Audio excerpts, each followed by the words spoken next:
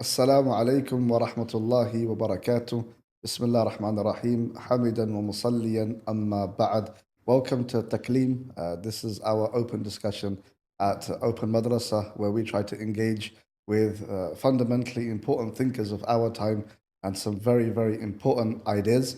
As many of you are aware, at Open Madrasa, we are trying our best to bridge the gap between our tradition and modernity. We want, inshallah ta'ala, our glorious tradition to manifest in the most appropriate contextual way as possible. And for that reason, alhamdulillah, I'm very, very excited today to have with me a very important guest, somebody whom I consider to be a teacher, a mentor, an elder, and somebody that I have admired for a long time. I have with me Dr. Omar Qureshi today, and I'm going to, inshallah ta'ala, just introduce him very, very briefly, inshallah ta'ala, and we will be hopefully posing some important questions to him and having some very, very important discussions with him, inshallah. Dr. Omar Qureshi is the Director of Integrated Curriculum at Yaqeen Institute for Islamic Research. Prior to this, he was a lecturer, Western and Islamic philosophy, and head of the Contextual Islamic Studies and Leadership program diploma at the Cambridge Muslim College. After obtaining his Bachelor of Arts in Microbiology, he went on to complete his MEd in Curriculum and Instruction, Science Education, both from the University of Missouri, Columbia. Later, he completed his PhD in Cultural and Educational Policy Studies, Philosophy of Education at Loyola University, Chicago in 2016. His dissertation, entitled Badruddin ibn Jama'ah and the Highest Good of Islamic Education, treats the topic of educational institutional identity in the United States. Prior to CMC, he served as the provost and assistant professor of liberal and Islamic studies at Zaytuna College. Dr. Omar has served as the principal and dean of academics for a parochial school located in Chicago's west suburbs for 7 years. In the Islamic sciences, Dr. Omar has studied texts in Islamic law, Shafi'i in particular, logic, Kalam, scholastic or philosophical theology, philosophy, ethics, Islamic legal theory, usul al-fiqh, Quranic sciences and exegesis, hadith nomenclature, prophetic biography, and Islamic history. Some of the courses that Dr. Omar has designed and taught are Contemporary Muslim Thought, Metaphysical Foundations, Al-Ghazali, and Islamic Legal Theory, Usul al-Fiqh. And he's also published a variety of papers and articles that you can find on academia and other places. So an extensive resume that Dr. Omar has and experience in what we, inshallah ta'ala, want to engage with today. Today, our focus is going to be not just on ʿIlm al-Kalām per se, but also how it can be integrated into modern curricula, how it can be in some ways revived, how it can be utilized, how it can be applied. And so he is, inshallah, the perfect person for this. So we're very, very excited.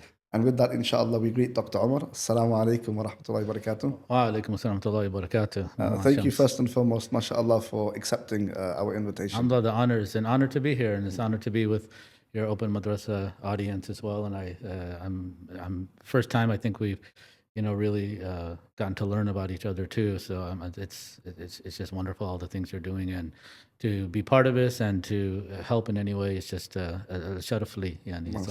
Mashallah. Really, very, very honored, alhamdulillah. And that's something really coming deep from the heart. And I think it's, and as someone that's followed your work, I think with that, if it's good with you, I'll get straight into what we're going to talk about. I followed your work. You're very interested in curriculum and those type of things. So I think we'll get into that. But if I can maybe just begin by, just in case somebody is unaware, when we say ʿIlm al-Kalām,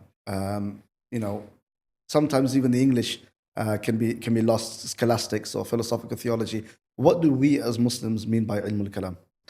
That's an important question. Everything starts by defining terms. As you know, that's a central method of our ulama, is clarifying concepts, and then we can talk about them in a very ordered manner. So yes, translating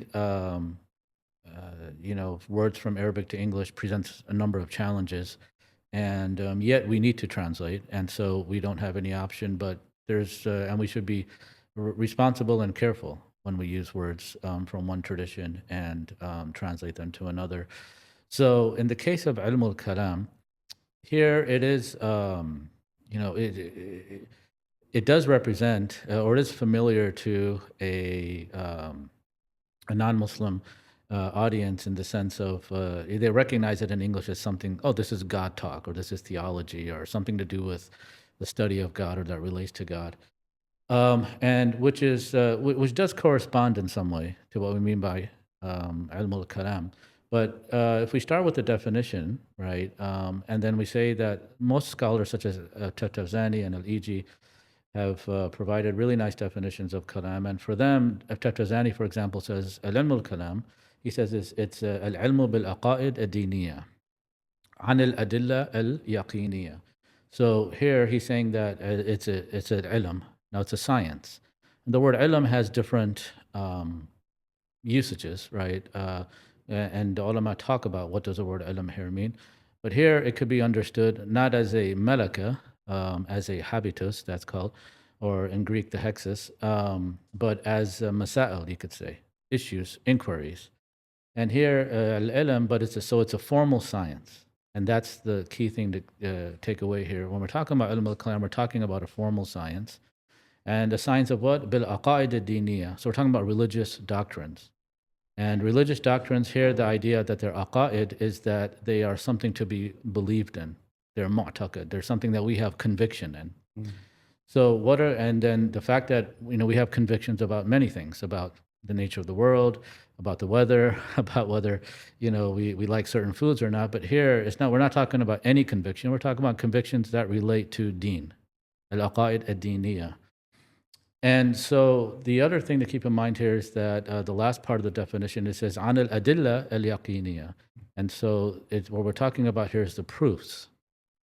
And what type of proofs does ilm al-Kalām provide? Proofs that are yaqiniyya, proofs that are described as having certainty or a certain demonstrative nature. And so, in other words, that these are proofs that provide the believer with certainty in these very doctrines, right? And what's interesting here is that we have to differentiate between what's called aqidah, which are the doctrines that we're supposed to believe in. God is one, right? The Prophet ﷺ is a messenger of God. The Day of Judgment is true. Heaven exists. Hell exists. All of these are religious doctrines. What's our responsibility towards them? Our responsibility is to believe in them, right? So it's an action of the heart that we're talking about here. Now, and that's different than kalam, at least in my understanding, and that our sheikhs have taught us, is that there's a distinction between aqidah and kalam. And kalam has to do with a method or an approach to argue for these very doctrines. So there's a difference between we have to believe God exists, and then how do we prove God exists? How do we argue for this particular doctrine? This is where kalam comes into play. And now kalam has a particular way of arguing for religious doctrine. And that particular method is, it uses the faculty of the human being, which is the aql. And so nadar, right, rational inquiry, is the way by which it seeks to support these religious doctrines. An interesting thing here is that kalam will not provide the religious doctrines. It doesn't do ithbat al-aqa'id. It doesn't do tahsil al-aqa'id. And this gets to, for example, Adad al-Iji, in his definition of kalam, he has a very interesting one. And what he talks about here in his definition is that, and what he talks about in his definition of kalam, he says, al-kalamu ilmun, so they both agree, it's a science. Al-Iji says, yuqtadaru bihi, right? Ala ithbat al-aqa'id ad-diniyya. So it's a science by which one is able to establish and support and affirm religious doctrines. As different than Taftazani's, because here al-Iji is really looking at the science of kalam in what it allows a person to do. And so here the ilm is more understood as a malaka rather than masail. And so this knowledge, this science of theology allows one to do that. But then he says here, and then he says, بإيراد الحجج ودفع الشبه. And so by giving hujjaj, so hujjah here is something that has proof, it has epistemological strength. And again, it's at the level of the aql. Now, so you can support religious doctrine. So you have aqidah. How do you support this? You can support it through rational arguments and rational proofs. And this is where Kalam comes into play. You can also support this in a third way, and that is through what the ulama talk about kashf. And this is a different faculty of the human being. And the Quran and our ulama refer to this as the qalb. And this is through spiritual unveiling. And so Ahl Sunnah really has there's kind of three approaches to supporting religious doctrine. One is you have the aqidah. You can support religious doctrine in one way, which is called the way of the athariyah, which is how is God one? Well, the proof of that is in the Quran, and you're going to quote hadith for this, and perhaps ijma of the ummah. That's how you prove this religious doctrine. Another way is through rational argumentation. And then the third way is through spiritual unveiling. And the important thing here is that all three have the same aqidah. There's no difference in aqidah between Ahlul Athar and the Ahlul Nadar and Ahlul Kashf, the Sufiya. There's no difference in aqidah, in their aqidah.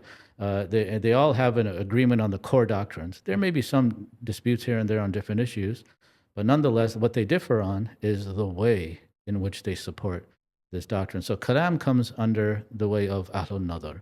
And this is where you have different madhabs. You have the Ash'ira and you have the Maturidiyya as well. And then you also have, the Ahlul Athar who, especially later on in Islamic history, they have taken on to support religious doctrines via the intellect, through rational proofs.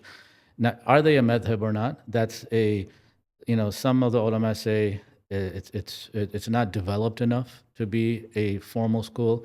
Others do acknowledge it as a school, and they think it is developed. Maybe not as developed as a Maturidi school or the Ash'ari school, but it still can be called a school. So Ilm al-Kalām, what we're talking about here, to sum it up, it is a rational way, or it is a way of supporting religious doctrine and proving religious doctrine through rational inquiry. Okay, mashallah. That's a wonderful summary. Okay. No, honestly, especially, highlighting that point about tahqiq, I think it's really important because sometimes people may feel that if I don't know Kalam, does that mean now that my aqidah has a problem? That's not necessarily the case. Not at all. Because some of our grandparents or great-grandparents probably actually had some very good tahqiq in terms of their iman, because they experienced through a miracle, or as Imam al-Ghazali mentions, looking at the saint of a wali, Allah Ta'ala creates that ma'rifah into the heart in all of these different ways. But I think, and what you said about the nadar, I think that's still hugely important, because, and there's a reason why I think Taftazani does not include Wijdan and Kashf in his epistemology, without rejecting it, of course, as we know. But he doesn't include it in the Asbab al-Ilm, in his three approaches to knowledge, because he wants it to be falsifiable. He wants it to be objectively the case that everybody, it's musallam, it's accepted mutually between a Muslim and non-Muslim. Yes. This is the ma'arika. It's the place of battle, right? Yeah. And so I think from that perspective, it's wonderful to mention that as Muslims, our tradition is even broader than just nadar. But Kalam is a very important tool by which we have that. So that's a great, mashallah. I guess, okay, maybe I can drag this into somewhere where I did want to go briefly, which is, okay, based upon those definitions, and you gave two very important definitions through two very different strands of Kalam almost, right? Yeah. Sort of this e.g. Dawani strand and then the sort of Taftazani strand on one side, right? Where does something like Ilm al-Kalām al-Jadid fit in? And the reason why I'm saying that is not because Ilm al-Kalām al-Jadid or Yani Ilm al-Kalām is alive and kicking today, but you do have people that think that Kalam is just about practicality. Are they making it too broad? Where does that fit in to our tradition and today, do you think? No, this is a great question. And it's something I think when you did share this as a question, I thought it was really good because we do have to come to terms and speak about Ilm al-Kalam al-Jadid and historically, and then at the same time, what are, as I'm sure you've noticed that there's a renewed interest in Ilm al-Kalam, both in the Muslim world and in the Anglophone Muslim world as well, in countries. So, and there's a variety of approaches, to that we've encountered towards Kalam. And for example, some people will take an approach where, okay, we have to stop at the, at the last hashia written on a particular text, and that's where we have to get that latest hashia or the last one written and stick to that because that represents the tahqiq and things like this. There's another approach that says, well, this whole later tradition we should just discard. And we should go to Abu Hasan Ash'ari's primary works. We should go to Imam Maturidi's works. Don't worry about the madhab after him. We should go to Imam Ahmed's works. Let's not worry about the madhab after him. There's a, kind of avoiding the khalaf, of each madhab, right? So there's a variety of approaches there. The Ilm al-Kalam Jadid is very interesting. Basically when we're talking about, new Kalam, I'll just use it for our purposes here. Sorry to interrupt. If you may, could you probably just comment very briefly on what Ilm al-Kalam Jadid was? Oh, exactly. Yeah. So Ilm al-Kalam Jadid, I'll give some history about it, and then we can talk about like what their approaches are. And I think it's a good place to start with Allama Shibli Nomani, and he was one of the founders of Nadwat al-Ulama in India, and so he was at the end of the 19th century and 20th century as well. He died in 1914. And so he wrote a book in 1894 called Ilm al-Kalam al-Jadid. Now, is he the first to use this term? It's hard to say at this point, but is he the first to write a book with this title? Most likely he's the first to do this. So he seems like a good place to start, And so what was his claim, basically? So his claim was that we have challenges in our time. And these challenges, they don't resemble the challenges of the past that Muslims encountered in the past. And so what are some of those new challenges that he sees? Well, we have challenges in the history. So for example, one could say we have, I don't know if he dealt with it, perhaps he did, but what comes to mind as something historical is how did Islam spread? Did it spread by the sword? Did it not spread by the sword? I think this is one issue actually he did engage in, right? This is a historical question, right? We have issues of, say, the Aisha's age, radiallahu anha, right? That's something even, is talked about amongst Muslims and non-Muslims as well. We have other issues that deal with ethics. For example, slavery, right? What is our attitude towards slavery, and how do we deal with the fact that the Prophet ﷺ, had slaves, and so these are also issues and challenges. Polygyny, for example, right? And then the position of women in Islam comes to mind as well, and the concept of freedom, hurriya.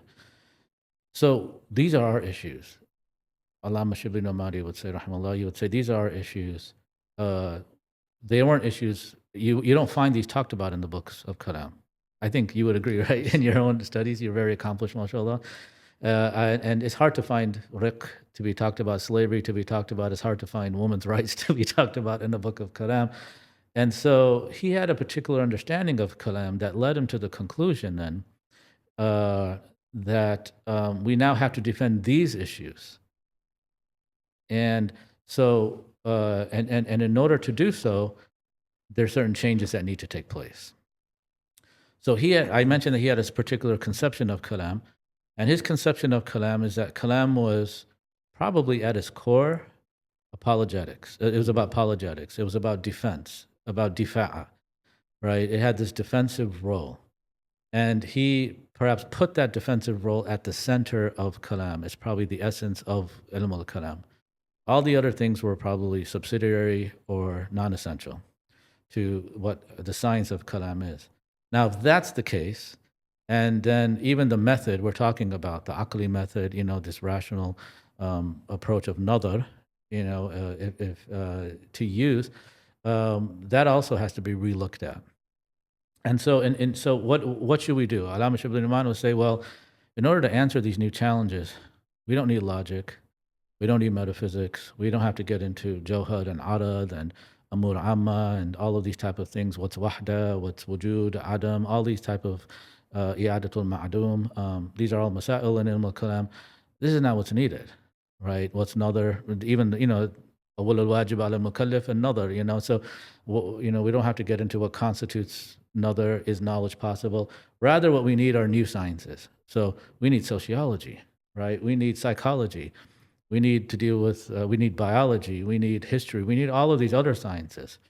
So we should discard this, or I think, he had a more, positive view. I say they did their job, the ulama of the past, and we have to do our job, but our job requires a new set of tools, you see? And so, so now this is what he would say is the new kalam. So it requires new methods. So we have to have, we need to bring in the social sciences, maybe statistics. We have to bring in psychology. We have to bring in history, all of these things. And then so what's interesting here is the shift that takes place in his understanding of kalam.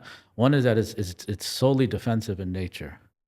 And if it's solely defensive in nature, in the past they were defending our aqidah, as we just looked at the definition of ilm al-kalam, right? And then, as E.G. says, yuqtadaru bihi, right? It's batul aqaid ad-diniyah, right? So it was focused on aqidah. Now, when the ulama, when they look at the definitions here, and they say it's about ithbatul aqaid, or ilm bil aqaid ad-diniyah, as Taftazani would say, automatically what gets excluded? Well, so ilm al-kalam is dealing with aqaid, is not dealing with ahkam, shari'ah, fiqh rulings. It's not dealing with hadith, ilm al-rijal, or things like this. What's the hukam on, this particular narrator? It's not dealing with ethics. It's not dealing with history. It's not dealing, because when you say aqaid ad-diniyah, you're just looking at what is required to be believed in terms of your aqidah or najat. So it excludes all these other ulum, right? Now, what takes place? Allama Shibli Nomani would say, instead of defending aqidah now, the role is to defend the entire religion of Islam. That's what Kalam's new role is. Mm-hmm. And we need new methods to do that. And so he had his incredible intentions. He loved the deen, and he came up with a solution to do so. And to carry out this enormous task, and his book in Sirah, it's a wonderful book in Sirah people should read, and he's done a lot. And so and then he does address these issues in his book Ilm al-Kalam al-Jadid. Now, how did other scholars assess his work? It's interesting, ironic in some ways, because they would say that some scholars who were sympathetic to having a new kalam, at the same time, they said, when they assessed Allama Shibli's works, attempt to do so, they said, he's just repeating the old kalam. They felt that he wasn't very different from the kalam of the predecessors.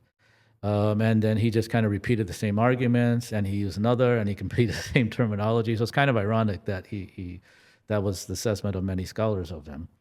And so he didn't depart from the traditional way of Kalam in the past. He may have used new terms, right, that contemporaries understood, but at the same time, those new terms, what they referred to, the concepts, were pretty much the same concepts of the traditional old Kalam way. So that's Allama Shibli Nomani, and he's a very important, figure, I think, to look at. Another figure to look at when we're looking at Ilm al-Kalam Jadid is we go to Turkey now. So in 1922, Ismail Haqqi, who passed away in 1946, he also published a work with the same title, Ilm al-Kalam al-Jadid. It's not clear that they actually spoke to each other in this. And his book was written, and it was not translated to Arabic, interestingly enough. I think recently it might have been. I have to confirm that. But so the impact that his work, Ismail Haqqi, had was limited in scope in terms of its impact, primarily to not being available to an Arabic audience. So Ismail Haqqi, he's considered to be one of the main representatives of the new Kalam movement in Turkey. What he did is he argued that similar things. Scholars, mutakallimun, should quit and desist from using scholastic methods nadar and all of his methods that were no longer, his reasoning was the new generation doesn't understand this, you see. And what we should do though is we should use contemporary methods that are being taught and are being promoted. And interestingly enough, so we should have a new method. And what was that new method? He really didn't get into things like biology and sociology and psychology, but he still said that one of the things he recommended explicitly was we should adopt Descartes' method in our inquiries and how we answer new challenges in our time. And so this is something that, these are two major figures in what we call ʿIlm al-Kalām al-Jadīd. And these are their different approaches that they had. And you can see what's common, at least between the two, is they're perceiving that they are new questions that are being asked. And what's also common with them is that they're saying the tool we should use for these new questions to address these new issues is Kalam, right? And so, so this is in general the history and two major figures of Ilm al-Kalām al-Jadīd. Now we can talk about, if you want, where I think perhaps an alternative way of addressing new challenges would be, instead of and how we can use Kalam, or where does Kalam fit into that alternative way? Okay, so I think that's Jazakallah khair for that. Again, really important introduction to Kalam, because I think now people would have a better understanding of what we're talking about. The shift. There's something that I've thought about on this, and where it's almost as if in this period there was a cultural domination of modernity emanating from the West. You have around about 5,000, they say, manuals of science translated into Ottoman Turkish at this point. You have the publishing press that begins. We know what's happening in India at this time. We know what's happening in Egypt. That explains perhaps the revivalists like Abdul and Rashid and things like that are happening. And famously, Abdul says, whenever I see a talib al-ilm walking with a classical text, it upsets me so much. So I think also there was an element of preferring inductive reasoning over deductive reasoning. I think the old, let's not use the word old, but the traditional method was that deductive reasoning is definitive. Inductive reasoning, unless it's a complete inference, is speculative. Correct. And so therefore our aqaid or our religion is based upon that. But also in this period, I mean, just globally, there was a move away from metaphysics anyway. Correct. There wasn't a real interest in it. So I think perhaps when they saw that there was a militarily that the Muslims had become weaker, Russia had dominated, the Turks in many ways at that period. The Waqf had been reduced to almost nothing, which once held 30% of the Ottoman Empire's entire economy. I think they sort of looked, what do we blame? Why are we stagnant? Yeah. And it's because, look, the same thing that sort of happened to the Ottomans in the time of the Tanzimat, which is we need to up our military. I think in the same way it was like we need to up our game intellectually. And the reason why I think that's the case is because we still hear those arguments today. Yeah. Where people will sit there and say, you guys are sat here talking about abstract things. They're not helpful.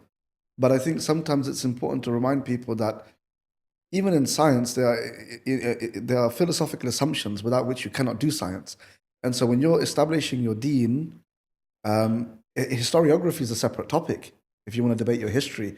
But the basis of your worldview, and your paradigm of thinking, like even, for example, all of those masail, if you're a divine command theorist, as generally, let's say, Ahl Sunnah are, for example, then already a lot of things don't really bother you, or they shouldn't.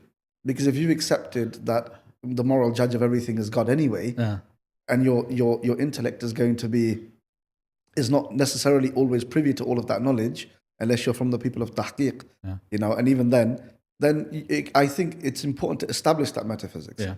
So I think with that discussion, this will lead me to what you wanted to go into, which is in terms of today. Then if we fast forward it and say we know, I think, where we're at generally. And I agree with people like Allama Shibli Nu'mani in that people don't understand it, and Ismail Haqqi, and people don't understand it. But it's not necessarily that people need to understand it, because they didn't understand necessarily tasawwuf, but it was given to them through poetry. It was given to them through culture. So there are many, many ways in which kalam or your deen can be transmitted.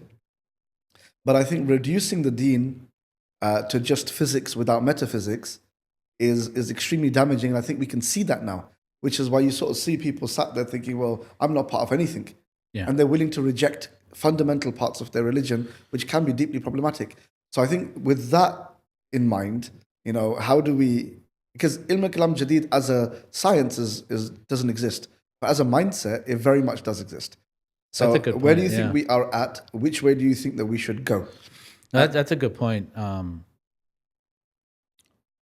This is what some of the scholars have assessed, that it hasn't really, Ilm al-Kalam al-Jadid, as a formal science or in terms of its contributions, hasn't really taken off, And so, yes, it may not exist as a formal, as a science, but yes, the mindset, I think it's really important. And here's where I think the concept of, there's certain questions I personally have, that when I read these works, some of the question here is that does Ilm al-Kalam al-Jadid, does it require that we abandon what they call the old Kalam? And my answer to this is, I don't see how that's the case. Once you understand the role of human knowledge and how human knowledge is and how it's kind of constructed, and which is, I think you said a really important point, is what I call the inescapability of metaphysics, right? It's literally inescapable, whether you recognize it or not. It's just inescapable. Everybody has a particular conception of metaphysics. And I think we need to clarify, which I think we will later, what do we mean by metaphysics? Because people think it means spirituality, or it means crystals, in America at least, or it means things about the ghaib. It doesn't mean any of those things, as you know, right? But before we get to that, yes, does it require us? And my answer is, well, if you want to answer these questions, it does not require that we abandon the old. In fact, I think not only does it not require, we shouldn't require it, we need it, actually, because we can escape metaphysics. And this has been articulated, and our metaphysics has been articulated and argued over and negotiated throughout our history by our scholars. So that's one question I have. The second question is, like, let's say, okay, so I think it's ambiguous. Let's say that someone says it doesn't require us to abandon the old Kalam. I'm just using their terms. Then the question is, well, what is the relationship then between old Kalam and new Kalam? What is your relationship? Do you just kind of pick and choose? Do you just say we use it when we want to or we need to? Or do you see yourself as a continuity of this? I mean, these are all ambiguous. They're not really answered, and then the question is that on what basis? If you say, well, we'll take things from, we want, and leave things. Well, what are the usul that you use? What are the principles that you use to decide what to take and what not to take? Is it just pragmatic, things? If you're using, well, these are challenges, contemporary challenges, so we're going to take what only relates to our contemporary period challenges. So that's more pragmatic, and that gets into a lot of problems, actually, because it becomes unprincipled after a while. So those are some of the questions I have. I think the alternative way to look at this is, one is to relook at what's called the fa'idatul ilm al-kalam, as the ulama talk about. What are the advantages and the goods that ilm al-kalam bequeaths on a person? And I think we need to expand our understanding of ilm al-kalam beyond its merely apologetic or defensive role, as our scholars have identified. And then I think we need to bring in the concept of tajdeed as an alternative to this. And ultimately, what I will argue shortly is that we are using the wrong tools to address contemporary challenges.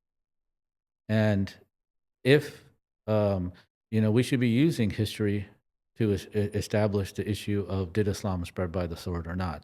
That's not a Kalam question. So leave Kalam alone, and then why go through all this gymnastics and attempts to, discard Kalam or reformulate Kalam when it's not even the right tool to begin with? We should be using history. And so we should now, and think about, okay, if we need history, how does that impact our curriculum? We need to produce historians. That just doesn't happen overnight. We need to have training of historians. And mashallah, Islamic history, as you know, it's an incredible field, right? And okay, if we want to answer the question of freedom, right? Well, this is going to involve usul al-fiqh. This is going to involve some actual kalam, the nature of hurriya, the nature of irada, what's the nature of this. So this is actually, you have to take from kalam in this case, but also then what does law, fiqh is important to answer this question. So, and so there's a lot of issues where I think one of the, what they were looking at is they were looking at, they somehow had in their minds that there's only one tool to answer all these different things, where in fact, there's two things I feel that's mistaken about. One is there's not only one tool. And second of all, we don't need to change that tool. Obviously, this tool they're seeing is not appropriate to answer historical questions. Well, then find the appropriate tool to do so, you see? So let's look at this idea here of what's the purposes of kalam. And, here again, when you look at, a common understanding of kalam is that it's just defensive. And I think that's how Shibli Nomani and a lot of the people of Kalam Jadid looked at kalam's role. And while that is one of the fa'idatul ilm, one of the advantages of ilm al-kalam is dafa shubuhat, but it's not the only one by any means, right? In fact, there's al-Iji identifies 5, and the first goal, the first fa'ida, he says is that, and he says the first fa'ida is actually to benefit the person. So when you're identifying the goods of a science, what are the fa'idatul ilm? You're looking at it from different aspects. And when it comes to ilm al-kalam, looking at it from the point of view of the individual, he says, الترقي من حضيض التقليد إلى ذروة الإيقان. Is that ilm al-kalam, raises a person from the state of taqlid, which is a big problem, right? Taqlid, not when it comes to fiqh, but when it comes to kalam, as you know. Would you mind just explaining what taqlid and iman is very briefly? Yeah, so taqlid is basically, the definition of taqlid is to adopt another person's opinion without knowing their evidence. And sometimes I translate it as an uncritical adoption of opinion, but it's not necessarily that. But the whole issue is that I'm taking on person X's opinion, but I don't know their proofs, right? So that's what taqlid is. In fiqh, it's mandatory unless you can do ijtihad. When it comes to aqidah, it's unacceptable, right? And there are some details, I don't want to ignore those, where it's kind of but even there, in the general attitude of the Sunni scholars is that taqlid is unacceptable when it comes to aqidah. So this is the first fa'ida of this ilm, is to have a person who who has iqan, who has certainty, because why? They know proofs now. And these proofs are adilla yaqiniya, going back to the definition. The second one he says here is that that's looking at the individual, but when we look at another person, he says al-Iji says, irshad al-mustarshidin, is to guide other people, bi-idah al-mahajja. So you are clarifying kalam allows you to guide other people and clarifying them the way. So when somebody has a question, the ilm al-kalam allows you to answer this question and to guide other people, right? And it also, this is another fa'idah, and he brings in here, in addition to that, to guide other people, but also then, he says, وَإِلْزَامِ الْمُعَانِدِينَ بِإِقَامَةِ الْحُجَّةِ. So you're also able to respond to those objectors by establishing proofs against them. But then the third, he says, is حِفْظ قَوَاعِدِ الدِّينِ, right? And then the fourth one, he says, is that, and يُبْنِي عَلَيْهِ الْعُلُومَ الشَّرْعِيَّةِ, is that all the other Sharia sciences are based on ilm al-kalam. So ilm al-kalam, as Imam Ghazali calls it, he says it's al-ilm al-kulli. It's a universal science. And what's interesting is that, and all the ulama understand it, so logically, all Islamic sciences presume ilm al-kalam, and everything that ilm al-kalam establishes, Allah informs all the subsidiary sciences. Now, it's not, Imam Ghazali links it to the Islamic sciences. What's interesting is that Jurjani says no, all sciences, because in his understanding kalam, he includes rational principles, mantiq, in his definition of kalam, and therefore all sciences, whether the Islamic sciences or the other rational sciences, ilm al-kalam is the foundation of them. You see, when you take it away, you kind of make a mess of things. You could see here. So that's why metaphysics or Kalam is inescapable in that sense. And so, and then the fifth fa'idah of the ilm, as Al-Iji says, he says, is that this also helps a person, though, right? He says, it's صحة النية بإخلاصهم في الأعمال وصحة الاعتقاد. يرجى القبول العمل إذ بها يرجى القبول العمل. So it helps somebody with their ikhlas, and it helps somebody with by having correct doctrine. So you see here, it's a very expansive role. Kalam is not just apologetics, and it's not just defensive in nature. It helps individuals, it helps others, it helps order all of our religious sciences, which is very important for society, you see. So I think that's my first assessment, is that in my understanding, I could be wrong here, the Ilm al-Kalam Jadid advocates have a very restricted and narrow conception of Ilm al-Kalam and the role of Ilm al-Kalam. Two and three probably from that list. Yeah, Numbers 2 and 3 probably. Exactly. Yeah, and especially the last one, its relationship to the other Islamic sciences is incredibly important. And so, in other words, Ilm al-Kalam informs history. Ilm al-Kalam informs psychology. Ilm al-Kalam will inform, political science. Ilm al-Kalam it informs all these, logically speaking. Because it's the universal science. So I think that's the first point that in my own assessment, and I could be wrong here, but I think due to having a very restrictive conception of the role of Ilm al-Kalam, it led them to say we just have to discard it and we have to come up with something new. Had they had a more expansive understanding of Ilm al-Kalam, as the classical scholars explained, I think they perhaps might have come to a different conclusion. Wallahu alam on this, Now, just before you go into your second point, I think that's really interesting what you mentioned about Jurjani, Sayyid al-Sharif, and the idea that it's linked. I mean, we know that, like the ulama did say, it's aslul ulum, it's ashraf al-ulum, as Razi would say, and the most noblest. And people kind of think like this is tarjihun aql over naql, and you guys are just rationalists like the Mu'tazila or something. You're philosopher. But I think the point that you made, which is so important and is really, it's so refreshing as well, because Kalam is, and I speak about this a lot, because Kalam is a paradigm, and people have to remind themselves it's a paradigm of thought. It's how you think about the world. Like, for example, you gave these examples about fiqh and usul al-fiqh. How do you even get into usul al-fiqh unless you understand things, again, like tahsin and taqbih? Exactly. Like, moral ontology becomes really important. And that's a Kalam issue. Of course. And even the difference between, a fard and a wajib if you're a Hanafi. Yeah. Like, epistemology and epistemic value of things becomes really important. Absolutely. What does it mean for it to be arbitrary? Is it arbitrary? How does the ruling, the hukm, change for somebody based upon circumstance? Because if you were, and also okay, let me just finish that point. Yeah. If somebody looked at it and said, well, the hukm shari'i on eating pork is haram, how is it that if you're about to die, that you need to consume a little bit of pork? Because we don't believe in intrinsic value to begin with. Exactly. Right? The ontology is different, right? It's different. Yeah. And so, the predication now changes. And so that becomes important. Likewise, you mentioned psychology. Somebody could say, well, what does Ilm al-Kalam have to do with psychology? But it does if you understand qadr and qada.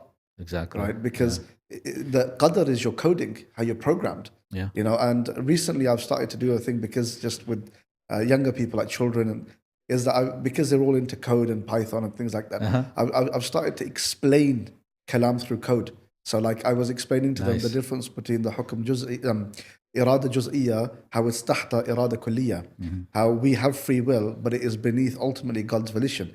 How do you square this supposed circle? I said, well, think about an NPC in a computer game. You give it a set of programming, and it can make its choices, and it does. When you play a game, it will fight against you or play against you in a game of football or soccer, etc. Wow. But it's making the most appropriate choices, but within a framework. Correct. And so I explained that to my 10-year-old who got that straight away. Like, okay, that makes a lot of sense. Yeah. Or I was, even though this is not Kalam, I was, the idea of, let's say, Mullah Sadra, the idea of somebody's soul becoming one with intelligibles. So the ma'lum, how do you become one? Ittihad al-aql al-ma'qul. Well, so how does that happen? But if you think about it through code again, if you have a set of code and I enter a new line of code, it becomes part of the code. So I I see. entered something in you. It's making up the makeup. Yeah. So your soul is what you essentially consume Amazing. Yeah. through your akal. Yeah. And so even though these may be different, and we could talk about that in a moment, Yeah, yeah. you know, these different methods, it's so refreshing. Again, why? Because when people say ʿIlm al-Kalām, they think that you're just doing this for the sake of it. But no, it really is, as you say, inescapable. It's in everything that you do. And if you don't adopt the correct manhaj in Kalam, you're going to adopt something. Correct. Because you cannot stop the what we call the mudrika, Yeah. this deep innate perception that we have of capturing images of something. Absolutely. So what are you going to capture that image? That's really the question. And I think, so that's really important to think about Kalam as being beyond just a science that you study for a few years. Absolutely, It's something that you sit with for the rest of your life. Yeah, and for example, how could you? I know there's a renewed interest, or not renewed interest, but there is an interest, especially in the West, about Muslims in the West with Islamic psychology, and even our ethics, our akhlaq. You know, our whole ethical tradition. For us, ethics is about fada'il and rada'il, the virtues and vices of the soul. So our ethics assumes a psychology, and where is the psychology developed? Well, the ontology of the soul is, as you know, talked about in ʿIlm al-Kalām. Is it a material body, or or is it immaterial? There's a whole discussion of this. What's its relationship to the body? What type of category does it fall under, the soul, and the faculties of the soul? These are important chapters, right? As you know, in any Kalam work, and so that has to come first. And then you can start talking about things like the virtues of the soul and the vice, and what's the ontology of virtue. And then you can start talking about feelings and khawatir and all of these things. They all assume it, and that's Imam Ghazali's whole point. And so, in fact, what's interesting, Imam Ghazali, when he talks about the mawdu' al-kalam, the subject matter of kalam, you know, and as you know, there's a debate on this too. Is it the Dhatullah ta'ala wa sifati, as al-Armawi says, and he differentiates kalam from metaphysics, and metaphysics is a higher science, and so on and so forth. What's interesting is Imam Ghazali says that the subject matter of kalam is al-mawjud, right? And as we know, you know, Aristotle defined the subject matter of metaphysics too as being qua being, al-mawjud bima huwa mawjud, right? And so we look at mawjud, anything that exists, in as much as it exists. You know, that's the viewpoint of a mutakallim. So what Imam Ghazali did is, I always consider is pretty, I was reflecting on it, is pretty brilliant. You know, that's an understatement, I guess, you know, when it comes to our Imam.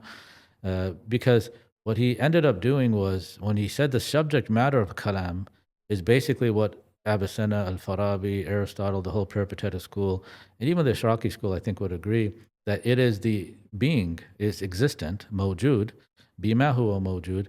What he did is that he basically said kalam is metaphysics, right? And that's a brilliant historical shift. And that you see now the mutakallimun more actively engage and be explicit about our metaphysics. And that's where, and you see this in Fakhruddin Razi, you see this, all the books of Kalam afterwards, the Umur Amma, and the Mabadi of the Ilm and Nadar, these take up a lot of space, as you know, in the later books. And Allahu Alam, I think, in my understanding, that's due to Imam Ghazali identifying the subject matter of Kalam as al-mawjud. Now, some of the later ulama disagree with Ghazali and all that. Well, that's fine. But I think that's one of the impact he has. And therefore, you can't escape it then, you know, because it's, and this gets to our question of what is metaphysics, you know. They even say ma'loom, right? Al-ma'loom. So it can go as deep as... Yeah, just things that are known, the intelligible. And this has to do with the khilaf on wujudu dhihni and things like this, why they say the ma'loom. And that's, Al-Iji says that's the subject matter, and that's the preferred position of the later school. But nonetheless, you know, there are reasons why they adopted that instead of mawjud, and that has to do more with technical reasons, I feel. And I think that shift is incredibly important, and it shows that when the subject matter of kalam or metaphysics is al-mawjud, the existent, we're not talking about spiritual things necessarily. We will be, but we're talking about things that are right in front of your nose. We're talking about you. We're talking about this laptop in front of me. We're talking about the microphone. What's this ontology? You know, and the soul. All of these things. So here, the idea that metaphysics has to be something spiritual or just about the ghaib, that's incorrect. Actually, you know, it's incorrect. And I think this is really refreshing, to see our approach, to theology and to, metaphysics and how it all relates together and how it orders all the other ulum completely according to Jurjani, every single science, and that, yeah. So then on that, then what is the metaphysics? So somebody, let's say, is listening to this saying, okay, this is amazing, this is wonderful. What is the Islamic metaphysic? And I think as we'll draw this out into our final sort of focus area, because what we wanted to do here today, seeing as we were fortunate to have someone like you, was to take this from your experience and your learning of, okay, this is our tradition, this is what we know. What is the metaphysic, and how can we make that or general once again? Where does that fit back into the life of the everyday Muslim, in the life of the talib al-ilm, within our curricula, of our madrasas, or when people are studying, whatever it may be? How can we make that transition once again? Yeah, Where wonderful. it's a living tradition. And what I mean Yeah. by that is, it's not just necessarily the fact that you have books, but I mean that it's really something that you sit with. Yeah. Yeah. No, that's a great question. One of the things that when I taught metaphysics at Zaytuna College, I was teaching the course of metaphysical foundations, and I should have got my course description, but I remember the first sentence I started off with is that metaphysics is inescapable. That was my first in the course description, and then we talked about the different words for metaphysics, al-falsafat al-ula and al-ilm al-ilahi, al-ilm al-a'la, all these different names that one encounters from different philosophical traditions. And for Ahl Sunnah scholars, they called it ʿilm al-Kalām as well. But one of the things I also included was from one of the contemporary philosophers, E.J. Lau, and he has a very interesting, he wrote a book on philosophy of mind. And he has and he has another book called Survey of Metaphysics. And he wants to revive metaphysics in the Western philosophical tradition because it's kind of taken a hit, metaphysics, and it's looked down upon, especially, with the impact of Immanuel Kant's ideas and his understanding of metaphysics and what can we know, how he kind of positioned metaphysics to a certain realm. And basically said that the human being can't really access those metaphysical problems with any type of degree of knowledge or certainty, which we would definitely disagree with him on that. But the impact of that is that you have, for example, the analytic school of philosophy, they would focus on concepts and clarity of concepts, and then language, because words signify concepts in the mind. So that was kind of their focus, and they were very unempirical, I would say. I won't say anti-empirical, but unempirical. And so, therefore, if metaphysics is about al-mawjud, what exists, not just in the mind, of course in the mind too, but we're very interested in what exists in the mind. But we're also very interested in what exists fil kharij, right? Extramental reality. And then as we'll go, this idea of nafs al-amr, which is a brilliant concept as well. So then the question here is that, most analytic philosophers aren't really interested in metaphysics, and that kind of and analytic philosophy is pretty dominant, I think, in the UK, and it's also dominant in the United States. Of course, there's continental philosophy, which I personally have a liking towards, but nonetheless, in analytic philosophy, so had this impact on metaphysics. It is getting a revival. And when I opened up, for example, E.J. Lau's book, he has a book called Survey of Metaphysics. It was very interesting. It was just like reading the topics, the table of content. Is like going through a books of Kalam, the Mulakhas of Razi, or going through, Mawaqif of al-Iji or Shahr al-Maqasid. It's just, it was very similar. And this is contemporary metaphysics, right? So this issue of relevancy, really doesn't really become an important issue. It's incredibly relevant. If metaphysics is about, if it's inescapable and it's about everything right in front of you, then it's incredibly relevant.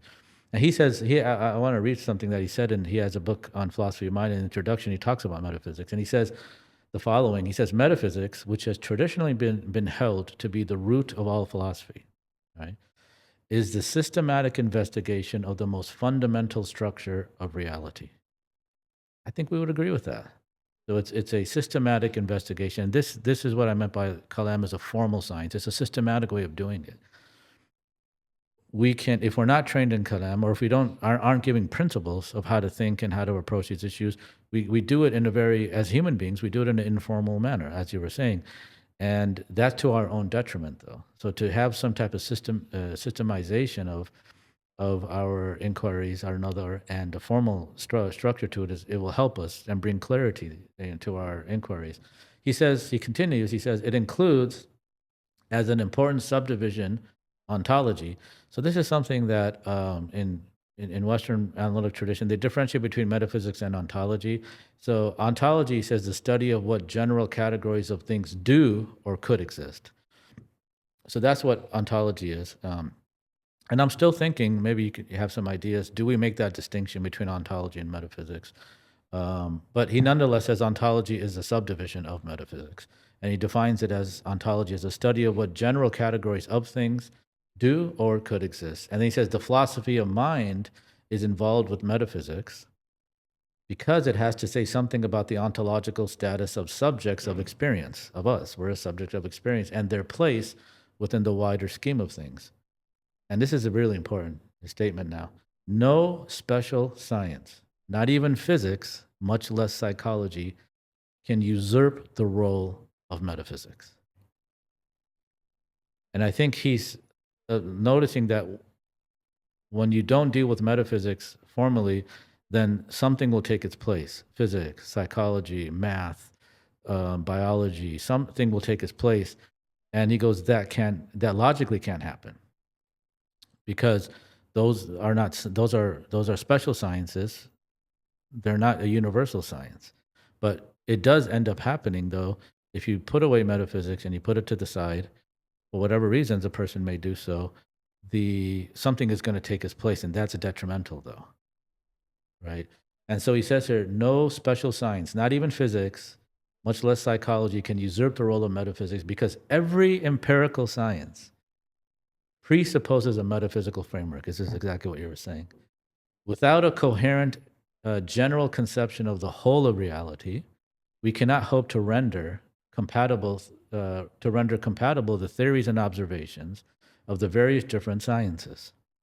And providing that conception is not the task of any one of those sciences, but rather that of metaphysics. And this is what we see here when you enter the universities, even in the Muslim world. I just have to be honest. All of our departments, all of our sciences, they're all fragmented. Because when you go to a physics department or a physicist, physics is the way and the only science to understand all of reality. You go to someone who's in economics, it's the way to understand reality, and everything is subsidiary to economics. You go to a sociologist, you go to a psychologist, and this is, as far as I'm concerned, a crime, because it's actually metaphysics, not physics, not economics, not all these sciences here. So I want to share that because I thought it was an incredible insight that he had about and so there is, even in the Western philosophical traditions, there is a revival of the formal science of metaphysics. It's still not there yet, but it definitely is something that people are writing on, and they're investigating all of these issues. Yeah. SubhanAllah. Yeah. You know, it's interesting. You mentioned about the greatest curriculums were based upon their rawabit. You know, rabita bain al-ulum was such a big task for them. You know, for example, we talk about the Dars Nizami, just as an example. I mean, it wasn't just the books that were in there, it was the way he structured the books. You know, little things like, you know, you study the tasawwarat in logic from this text, but then the next one you'd be doing the tasdiqat. And so somebody could look at that and say, oh, you didn't read the whole book? Yeah, but you didn't need to read the whole book. Yeah. You know, if you're Hanafi and you're doing usul al-fiqh, you know, you'd only do qiyas, for example, from Husami, right? Why? Because there's a reason for that, right? And I think, and even Musallim al-Thubut, which is the idea of ethics in Musallim al-Thubut is amazing, because one of the greatest discussions on tahsin wa taqbih, moral ontology, is happening in a book of usul al-fiqh. Incredible. So I think it's wonderful that you mentioned that's a great quote. It's amazing. I think this brings us very, very nicely to the the final point that I think otherwise I think we could have talked. We could do this. I mean, hopefully this will not be the last time. This is inshallah. Allah bless you for giving us your time, and I know how busy you are. But this could carry on forever because it's so important. Yeah. And I think the more that we talk about it and people hear it, the more it'll become normal. But just to bring this to a climax, I think, which is okay. You've convinced me. I agree with you. The listener saying, what now? What's the pragmatic or practical step of allowing that to become normal once again? Yeah, this is a good question, Ike. And for me, there's a couple of, one thing that I'll speak about is perhaps our disposition towards our religion and meaning our Islamic sciences as well. So it's more of a dispositional issue, and then the other one would be more, I think, practical in the sense of what does this look like in our communities and educational institutions as well. We have to be, I think I'll say both, speak to both. In terms of our attitudes and things like this, one is that we need to differentiate, and this is what some of our shuyukh have mentioned, that there's a difference between Ilm al-Kalām as a science that we spoke about, and what's called al-Khitab al-Kalami, which is theological discourse. And I think that, the Ilm al-Kalām Jadid folks didn't make that distinction, and hence they wanted to burden unnecessarily one science to do all these other tasks. But we have to differentiate between Ilm al-Kalām as a formal science and what's called al-Khitab al-Kalami, which is our theological discourse, which is based on Ilm al-Kalām, but it definitely goes beyond the specific issues and topics in Ilm al-Kalām. And once we recognize that, I think then we have to realize that studying Ilm al-Kalām as a formal science is one thing, but then students in the madrasa, scholars, they have to now take that science and engage in theological discourse, which is, let's talk about the concept of freedom, right? And so we need to prepare students to be able to speak about these topics using Ilm al-Kalām, though. So not discarding it and not using it as the tool, but now realizing that there is a theological discourse that we need to develop, contribute, cultivate. And so let's speak about freedom. Let's speak about what a woman's rights entails. That is, let's speak about what is our economic theory? What is our theory of money? Let's speak about all of these issues about, did Islam spread by the sword and things like this? What's our notion of jihad and all of these things and politics? That's not divorced. See, and so now people may speak about these things, and we know many people are talking about these issues, but it's divorced from the formal science of Kalam. You see, what we need to do is to say we need to have students and scholars to speak about these things, but grounded in and stemming from the formal science of Kalam. And you'll see, I think, a much more coherent, clearer, and richer discourse on these things. And I think so that's one thing that needs to happen. We need to make a distinction between Ilm al-Kalām and al-Kalām al-Khitabi. And here, so that's why you have people like Maulana Jalaluddin Rumi, radiallahu anhu. Okay, he can produce this incredible work, which according to my understanding, he didn't even like poetry, which is an ironic thing. And he says, what have I to do with poetry? And he said the only reason why he wrote poetry was because nobody else would listen to anything else that he would do. So he's kind of, it's incredible, right? And Allah gave him this incredible fath. But he was able to deal with all these issues and you can see Masail of Kalam there in the Mathnawi. You can see, but then he's addressing all these ethical issues. He's addressing all of these spiritual issues. He's addressing incredible works, about, and he's providing an account of the human, what does human flourishing look like, al-hayat al-tayyiba, and the good life. All of these incredible things that he deals with, and it's infused with Ilm al-Kalām, but it's poetry, right? So how can we do things like that? Take someone like Badi'u Zaman Sa'id Nursi radiallahu anhu, incredible gifted, just luminary, right? But yet he's fully infused with al-Kalām, and sometimes, and he has commentaries on books of logic. I remember I have some of his commentaries on the Burhan of Galambawi. I think they're very difficult. I couldn't unlock his these commentaries.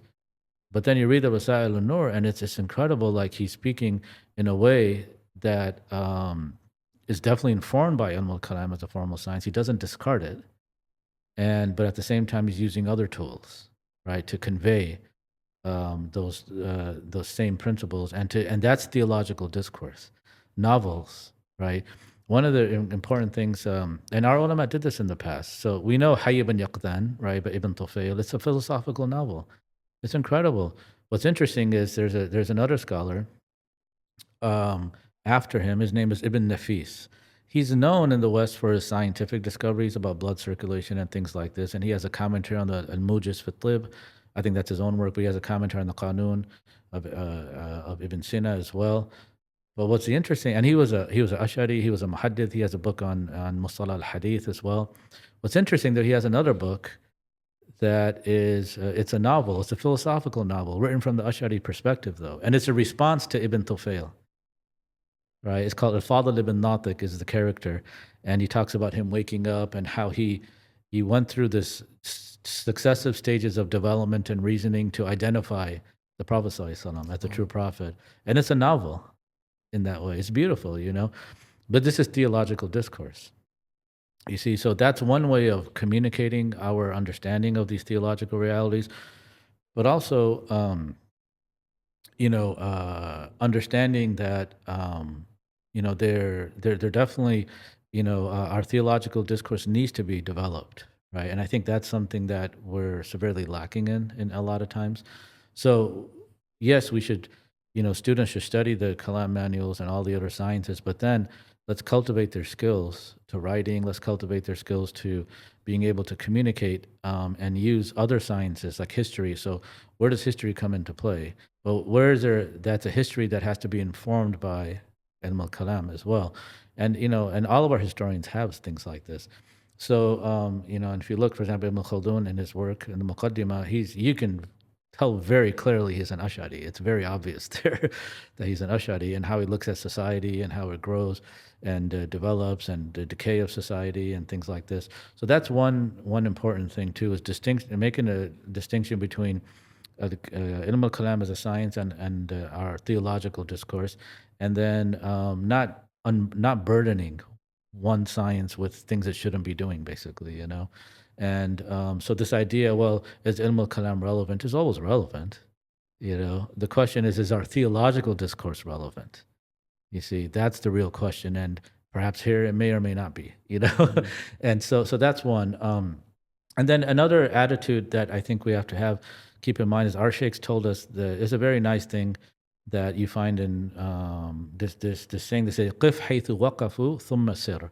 This is kind of, especially for students of knowledge and ulama, this is our attitude, is that, we don't look at our Islamic sciences as a piece of museum piece. I think we do that, unfortunately. Not in the way Western academics study Islam. It's a museum piece for them. But we also do this in a sense that when we read these works, the idea is that don't change a single letter, or don't question anything, or don't try to understand the underlying principles, and don't try to take those principles and extend them to new situations.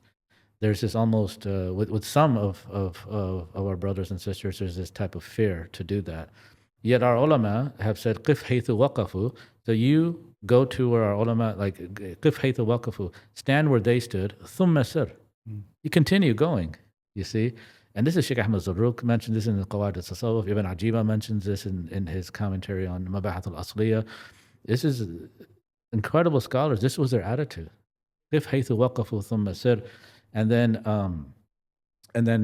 Ibn Malik mentions in his book on grammar, not the Alfiya, but his Tasheel al-Fawaid.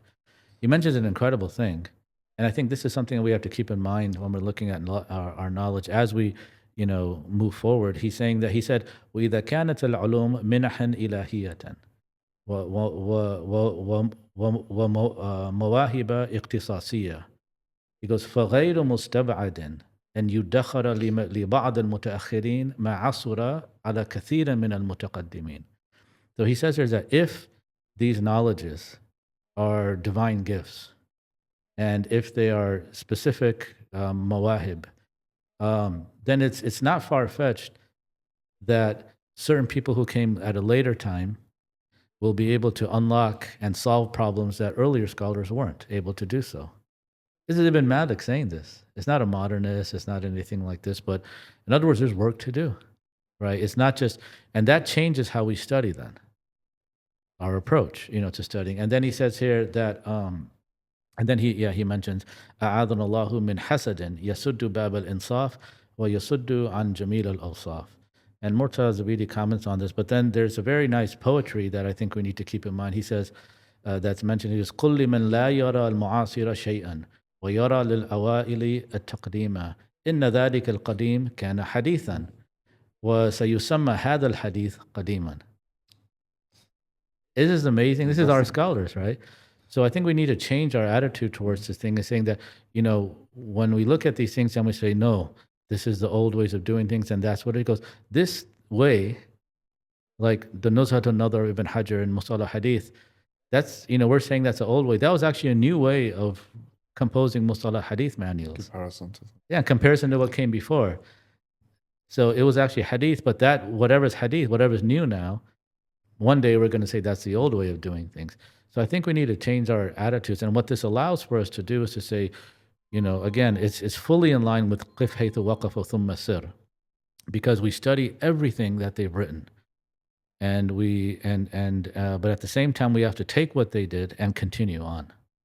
You see, and there's new masail that we have to do that work then, So I think engendering this attitude in our students and the curriculum and the culture amongst those who are studying the Islamic sciences, I think is very important, Okay, barakallah fikum. Yeah. I think that's a really important place, I think, for us to perhaps stop this discussion here. But I think that's it. I think that's the key.